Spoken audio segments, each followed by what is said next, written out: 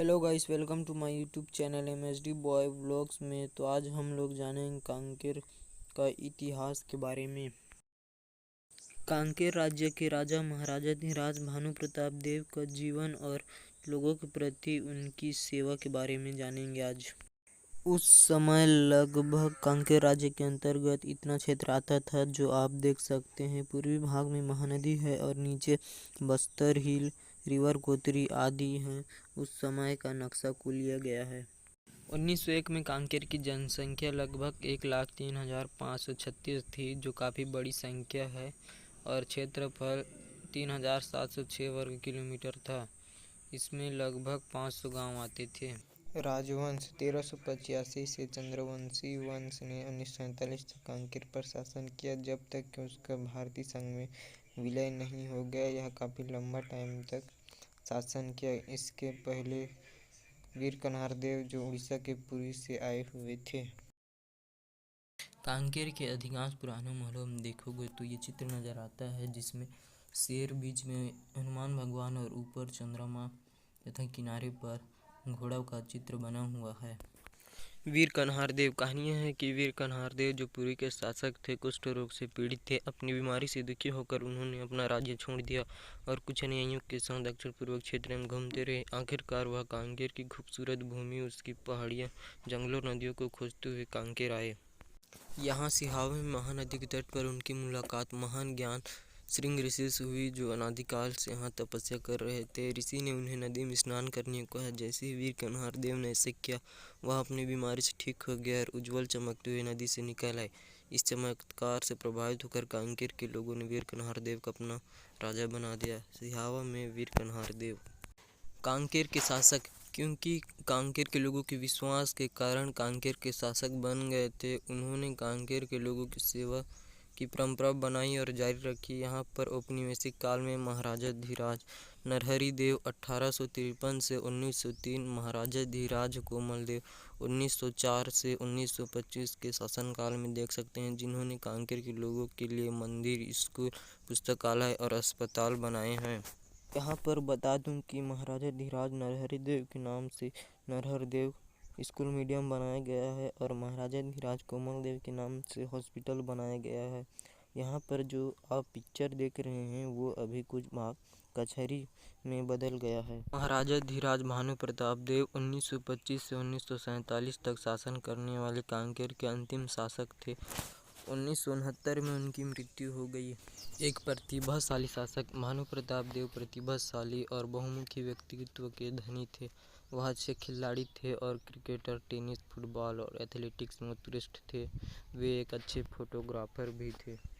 एक शिक्षित व्यक्तित्व। खेल में उनकी उत्कृष्टता पढ़ाई में उनकी क्षमताओं से मेल खाती थी और वह एक उत्साही पाठक थे, जिन्होंने क्रिकेट, प्रकृति और वन्य जीवन, शास्त्रीय साहित्य, जासूसी और साहसिक कथा और दर्शन शास्त्र पर पुस्तकों के साथ एक बड़ा और विविध पुस्तकालय सृजित किया।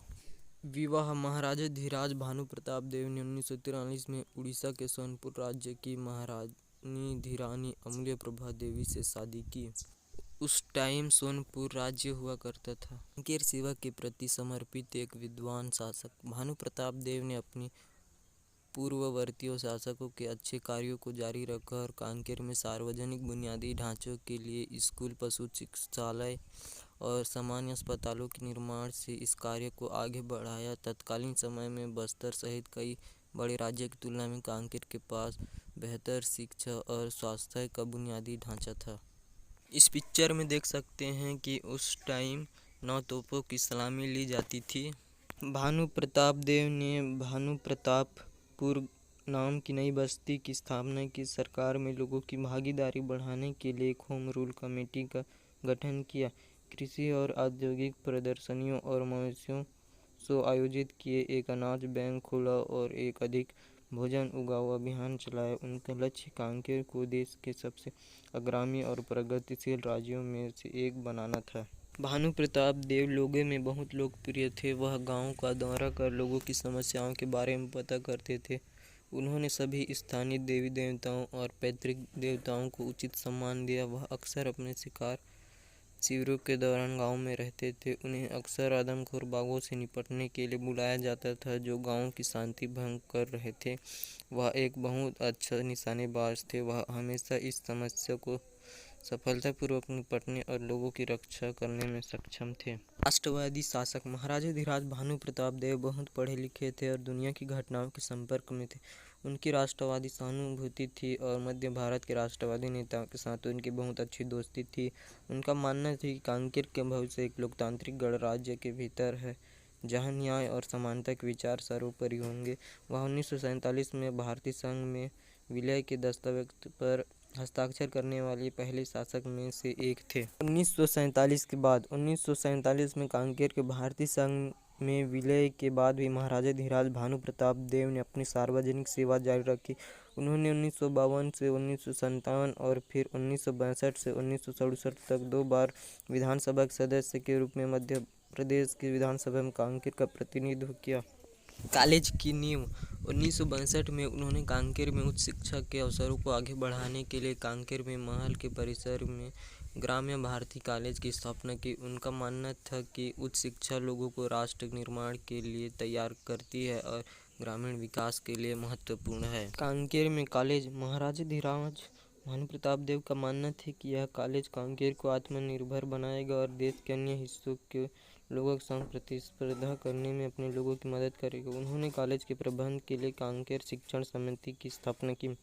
उन्होंने भूमि दान की जहां से कॉलेज का कुछ आय मूल्यवान फर्नीचर और किताबें प्राप्त कर सकता था और कॉलेज में शिक्षण के कार्यों को करने के लिए क्षेत्र के सर्वश्रेष्ठ शिक्षकों के चयन में महत्वपूर्ण भूमिका निभाई। यहाँ पर देख सकते हैं कांकेर प्लेस हेरिटेज अभी भी देखने को मिलता है। कांकेर में कॉलेज चलाने के लिए उसकी वित्तीय जरूरतों से निपटने के लिए महाराजाधिराज भानु प्रताप देव ने कांकेर की जनता से धन इकट्ठा करने के लिए अभियान चलाया। कांकेर की जनता ने इस उद्देश्य के लिए उदारता से दान किया। इसमें वे राष्ट्रवादी और शिक्षाविद पंडित मदन मोहन मालवीय के उदाहरण का अनुसरण कर रहे थे जिन्होंने इसी तरह जनता के समर्थन से 1916 में बनारस हिंदू विश्वविद्यालय की स्थापना की थी। उनका यह मानना था कि यह दृष्टिकोण लोगों में कॉलेज के स्वामित्व की भावना पैदा करेगा और उन्हें इसकी प्रगति में स्थायी हितकारक बना देगा। कांकेर की शान आज महाराजाधिराज भानु प्रताप देव को कांकेर के लिए उनकी दूरदर्शी दृष्टि और यहाँ के लोगों के लिए अनुकरणीय जनसेवा के लिए याद किया जाता है। उनके प्रयासों को बनाए रखना और आगे बढ़ाना हम सभी की जिम्मेदारी है। अगर आप लोग इतने तक देख चुके हो तो please like, comment, share, subscribe कीजिएगा। Thanks for watching.